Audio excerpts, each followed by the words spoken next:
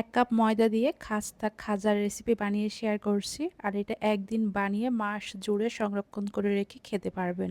বিশেষ কোনো অনুষ্ঠানেও কিন্তু এই খাজাটা বানিয়ে নিয়ে যেতে পারবেন। এটা দেখেই কিন্তু আপনার সবাই প্রশংসা করতে বাধ্য হবে। তো প্রথমে একটা বাটিতে 1 কাপ ময়দা নিয়ে নিচ্ছি। হাফ চা চামচ লবণ দিয়ে দিচ্ছি। এখন ভালো করে মিশিয়ে এরপর 1/4 চা চামচ বেকিং পাউডার দিয়ে দিচ্ছি। বেকিং পাউডার না দিলেও হবে। 2 টেবিল চামচ রান্নার সয়াবিন তেল দিয়ে দিচ্ছি। ভালো করে মেখে নিচ্ছি। আর এমন মুঠি বা দলা বাঁধলে মনে করবেন ময়দাটা ভালোভাবে মিক্স করা হয়েছে। এরপর নরমাল ঠান্ডা পানি দিয়ে দিচ্ছি। দিয়ে আমি একটা নরমাল রুটি পরোটার মতো খামির বানিয়ে নিচ্ছি। বানানো হয়ে গেলে ঢেকে রেস্টে রেখে দিব 10 মিনিটের মতো। এর মাঝে খাজার জন্য শিরা রেডি করছি। 1 কাপ নরমাল পানি, 1 কাপ চিনি দিয়ে জ্বালিয়ে নিচ্ছি। হালকা একটু ঘন করে নিতে হবে, মানে হাতে নিলে একটা আঠালো ভাব আসবে। তবে খুব বেশি ঘন করা যাবে না, মিডিয়াম হচ্ছে আঠালো হলেই হবে। ঢেকে এক সাইডে রেখে দিচ্ছি। এর মাঝে কিন্তু ময়দাটাও সেট হয়ে গেছে, মানে ময়দার খামিরটা। এখন আমি 5টা ভাগে ভাগ করে নিচ্ছি। এখন সবগুলা গোল শেপ দিয়ে আমি ঢেকে এক সাইডে রেখে দিব 5 মিনিটের জন্য। একটা বাটিতে 2 টেবিল চামচ কর্নফ্লাওয়ার, 2 টেবিল চামচ সয়াবিন তেল ভালো করে মিশিয়ে নিচ্ছি। মেশানো হয়ে গেলে এক সাইডে রেখে দিব। এর মাঝে কিন্তু 5 মিনিটও হয়ে যাবে। এখন কর্নফ্লাওয়ার নিচ্ছি চপিং বোর্ডে, বা রুটি বেলার পিঁড়িতেও এটা বেলে নিতে পারবেন। এভাবে করে এখন আমি নর্মাল হচ্ছে রুটি বানিয়ে নিচ্ছি।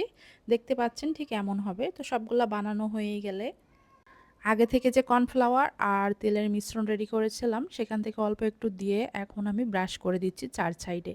এভাবে করে 5টা রুটি আমি লেয়ার করে নিচ্ছি। আর অবশ্যই কিন্তু মাঝখানে এভাবে করেই কর্নফ্লাওয়ার আর তেলের মিশ্রণ দিয়ে দিতে হবে। এটা দেওয়ার কারণে খাজাটা বানানোর পরে অনেক বেশি ক্রিস্পি হবে। তো সবগুলা কিন্তু হয়ে গেছে। এখন আলতোভাবে বেলে নিতে হবে, জোরে জোরে কিন্তু প্রেস করা যাবে না। এরপর রোলের মতো করে শেপ দিয়ে নিচ্ছি।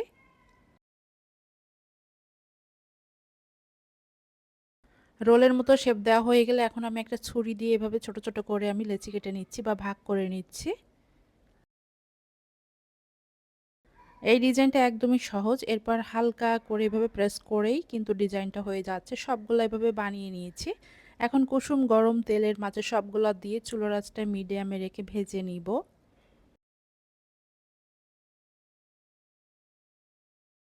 আমি ঠিক এমন কালার হয়ে গেলে নামিয়ে নিব। এর থেকে বেশি কালার করলে আবার হচ্ছে অনেক বেশি ক্রিস্পি হবে, আবার দেখতে ভালো লাগবে না। তবে এই কালারটা দেখতে অনেক সুন্দর লাগছে, এই কারণে হচ্ছে এই পর্যায়ে সবগুলো আমি নামিয়ে নিব। আর এভাবে করে সবগুলো ভেজে নিচ্ছি।